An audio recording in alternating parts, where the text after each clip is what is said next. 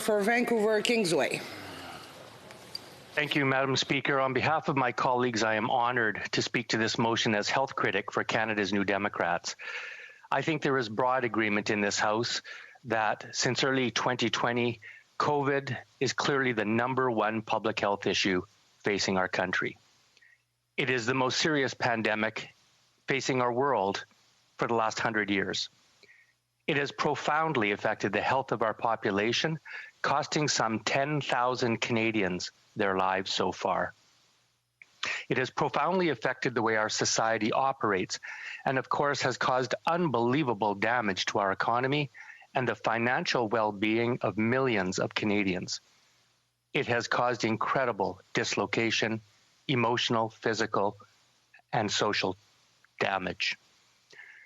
It has also exposed pre-existing and serious deficiencies in our healthcare system. Last session, starting in March, the Health Committee started studying the COVID pandemic and this government's response to it in broad terms. We were tasked with looking into any issue as it related to COVID-19. We met twice per week, almost every week until mid-July. We heard from many experts and stakeholders, some 170 epidemiologists, infectious disease experts, public health officials, health professionals from every discipline, unions, emergency room specialists, researchers, international officials. And here are some of the deficiencies that evidence revealed.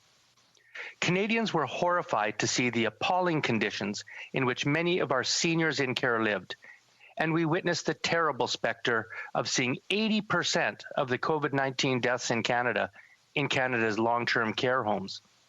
This is the highest percentage of deaths in long-term care of any nation in the OECD. This crisis was so severe that the Army had to be called in to Ontario and Quebec. They detailed hundreds of examples of outrageously poor treatment of our seniors, ranging from poor nutrition to forced feeding to outright neglect. Seniors left alone for hours, crying in pain, soaked in their own excrement, crammed forward to a room with no proper infection control, being administered expired medication, dying alone without access to their family. It exposed the absolute precarity, inefficiency, and inequity of job-based health benefits, where millions of Canadians have seen their coverage for things like prescription medicine, dental services, and ancillary health services of all kinds gone. They join the tens of millions of Canadians who never have had this coverage for the medicine their doctors prescribe and the dental care they desperately need, and which this government and all governments before them at the federal level have allowed to develop. It exposed a decade of inadequate planning by successive Conservative and Liberal governments to properly prepare Canada for a major health emergency. Indeed, Canadians were shocked to see our health professionals, our nurses, our care aides, our hospital staff, and first responders have to go without basic personal protective equipment like masks, gloves, and gowns because there was a national shortage due to poor public health planning. We witnessed this government have to throw out over 2.5 million pieces of personal protective equipment because they were left to expire in a warehouse, the casualty of successive federal, Conservative, and Liberal governments who neglected to set up a proper inventory control management system for Canada's emergency stockpile of equipment. We faced the specter of being caught without sufficient ventilators and narrowly dodged forcing our intensive care doctors from making the terrible choice that some countries had to make as to who did and who did not get access to life-saving intubation. It showed the negative effects of decades of neoliberal trade policy that left Canada vulnerable and dependent on countries like China and Donald Trump's United States for basic medical supplies and equipment, offshored to the cheapest manufacturers with no regard for the health threats this caused Canadian patients in their time of need. It revealed that this Liberal government inexplicably and irresponsibly dismantled Canada's excellent emergency early warning health system, the Global Public Health Intelligence Network, just months before the COVID pandemic erupted in Canada, costing us precious time, preparation, and in fact, the very lives of Canadians. It highlighted the totally misguided and poor public policy choice first made by the Harper Conservative government to limit federal health transfers to the provinces to 3% when actual healthcare costs in Canada rise by an average of 5.2% every year. This causes a chronic and ever worsening funding problem in our provincial health systems. A policy that was then adopted by this Liberal government, who had promised to do better, but who simply continued this damaging and dangerous healthcare underfunding. Now, why is this motion before the House, Madam Speaker? Before adjourning in the summer, the Health Committee was preparing a report summarizing that evidence and preparing recommendations to this government based on the excellent information we received. This government then prorogued Parliament in mid-August. This eliminated the Health Committee, like all committees, and it wiped out all the evidence we had accumulated. So, upon returning to Parliament this September, we had to start from square one. We had a brand new throne speech. We had to reconstitute all of the committees. We had to re-elect the chairs and vice chairs. We had to re-adopt the rules of the committees. We had to determine our new order of business. Now, I want to pause for a moment and mention the positive impact that New Democrats have had on the throne speech from a health point of view.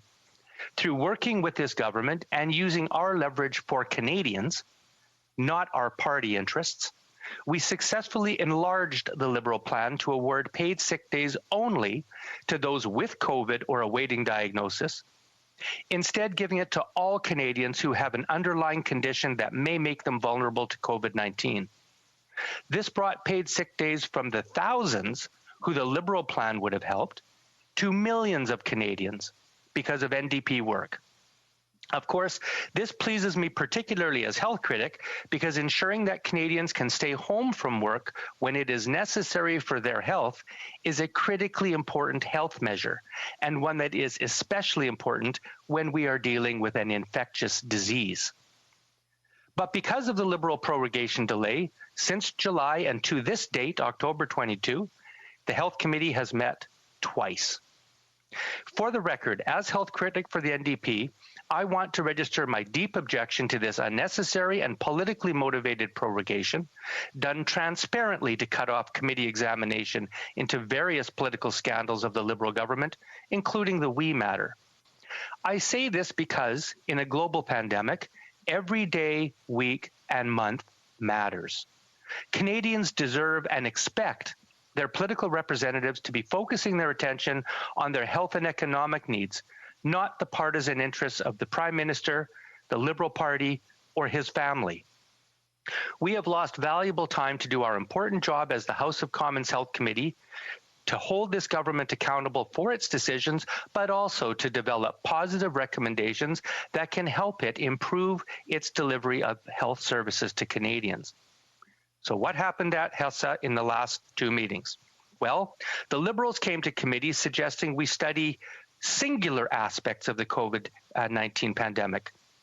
One asked for its impact purely on long-term care, and the other purely on mental health, each as a separate study and limited to those issues. They did not deal whatsoever with the evidence that had been given so far this year, presumably leaving that evidence to wither on the vine. The Liberals had no suggestions for the production of any documents that may aid the committee in our work. On behalf of the NDP, I served 3 motions notice proposing a study of the following in this order. First, to continue our study of COVID, adopting all of the evidence we heard in 2020 so that we did not lose this vital and valuable information. I propose that we continue on with our COVID study, unlimited in scope, and focus on any and all issues of concern now. I propose that we didn't need to go over already well-tilled areas, but instead we should focus on what would be the most important and productive to preserve and protect Canadians' health now. These are things like, where are we at with vaccine development and access for Canadians? What is the distribution protocol for vaccines going to be? What is the status of potential treatment therapies for those with COVID-19, especially important in case we do not soon develop a vaccine? Why the GFIN was dismantled by the Liberals, and more importantly, what is the status of this vital early warning system now? What considerations and resources are needed to deal with the second wave, and maybe a third wave in the new year that are clearly upon us? What is the status of testing and contact tracing, both of which we have heard repeatedly are essential components of any successful battle plan against transmission of the virus? How can we develop safe protocols to help reunite families who have been cruelly separated for many months? How can we best utilize the best science and evidence-based advice, whether it is from global health organizations, other countries, or within Canada?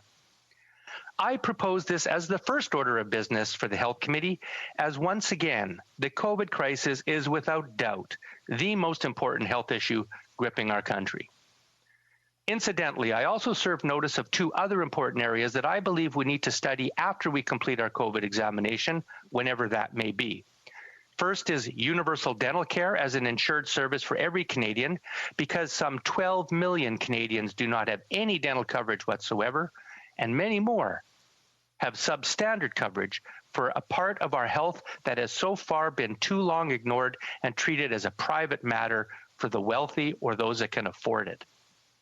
And I also proposed we study Indigenous health, because Indigenous people rank among the lowest in virtually every major metric of health, a statistic that ought to cause every parliamentarian to hang our heads in shame.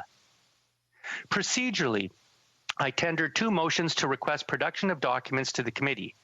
These concerned necessary documents to help us understand the very secretive activities of the Liberal-appointed Vaccine Task Force, a body that is filled with a mixture of industry and corporate representatives who have not disclosed their conflicts of interest, even as they make recommendations to this government for specific vaccine investments. The other motion concerned details around the government's plan as to how they intend to roll out vaccine for Canadians, if and when they're available to do so. I would also note my disappointment that the current health minister has refused to answer my question in this House as to whether or not vaccines will be made available at no cost to Canadians, as the NDP believes ought to be the case on social justice and public health grounds. And the Conservatives tabled a motion very similar to that before the House today. So what happened at committee? The Liberals stalled consideration of this motion, arguing in turn that it is either too broad or not inclusive enough. They haven't made up their minds. They adamantly refused to consider any production of documents of any kind to the committee whatsoever, arguing mainly that their government and public servants are much too busy to be bothered to gather this information for Parliament. And they used the valuable time of the Health Committee in a pandemic to stall by filibustering debate, meaning talking out the clock to avoid any vote on this motion, which they knew a majority of committee members and parties, namely the Conservatives, the Bloc, and the NDP, supported. So nothing got done at either of the first two Health Committee meetings in any substantive manner, because the Liberals refused to respect the will of the majority of the committee. Now, I would point out at this point some important facts, Madam Speaker. We are in a minority parliament. Canadians, in their wisdom, in 2019 saw fit to give no party a majority claim on power.